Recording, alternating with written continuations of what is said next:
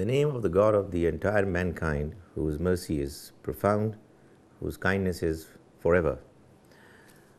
Is it possible for one man to do an act of piety and then get it transferred in the name of somebody else? The transfer of deeds, what is normally called Isal Sawab. Well, the answer is that it is not possible.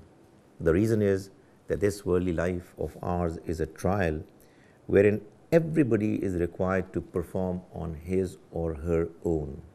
No father can help a son if the son is not interested, and no son can come to the rescue of a father if the father has not taken the trial of this life seriously. Therefore, although in some parts of the Muslim world, more particularly in the Indian subcontinent, there is this practice of reciting the Quran and then asking God to get it transferred in the name of the deceased for whom it was recited. The truth of the matter is that the one for whom it is recited would not get the benefit of it. I know that this statement can cause some people to be upset because it is emotionally very soothing and satisfying that you can pray for your deceased relatives and friends.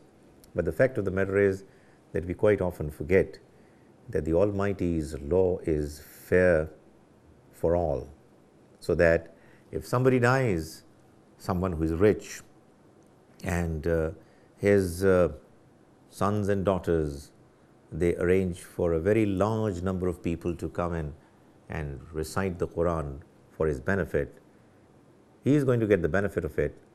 But a person who is poor and has got not a very long list of people knowing him, if he dies and there's hardly anybody who recites for his welfare, for his betterment and benefit, that is something which of course the Almighty would never allow to happen.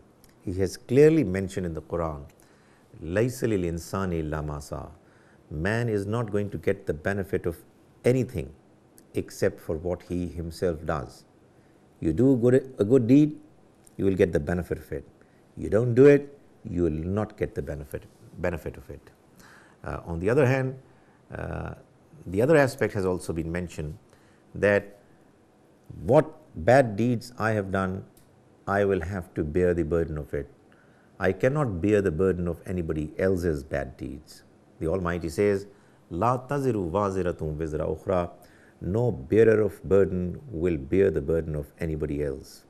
The Prophet, may Allah's mercy be on him, has emphasized the same point by mentioning that when somebody dies, all the records of his deeds are closed, except for three possibilities. A, if he leaves behind children whom he had trained well, if they continue to pray for him, he will get the benefit of his prayers. B, if he has left some form of knowledge which continues to benefit people, that benefit is going to bring merit and value to his account as well.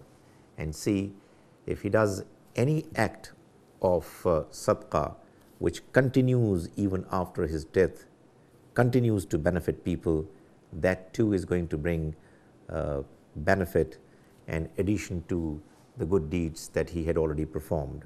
Of course, all these three aspects are those aspects which the person himself did and initiated, and their benefit would continue to help people even after his death, or they would accrue good performances even after he has died. But for any act for which the person himself did not make any initiative and has no direct connection with his performance, cannot benefit him. The important thing is that we should consider this worldly life of ours as an important part of our existence wherein we are being tried. We must make the best out of this opportunity to perform as well as we can. May God Almighty enable us to understand the reality of the trial of this life, and may He enable us to practice to the fullest of our abilities.